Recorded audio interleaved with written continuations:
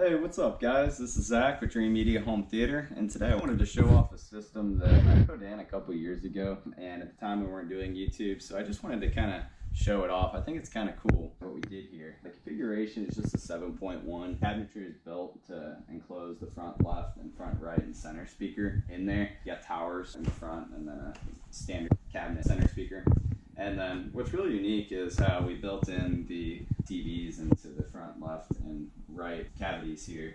And then we just have a 1080p Sony projector. I think we did the HW45 model, which is broadcasting onto this 120-inch white screen. Really cool interface. What I did was a Pro Control system, the ProLink R, so that the customer can come in and individually select exactly what they want to control, whether it's, you know, the main TV or the left TV or the right TV, all independently controllable with this one app, which we put a launch port on the wall, so you can just come in and cling it right to the wall. It stays charged and it's ready to go if anybody wants to walk in the room and pick it up with one button press and just start it up.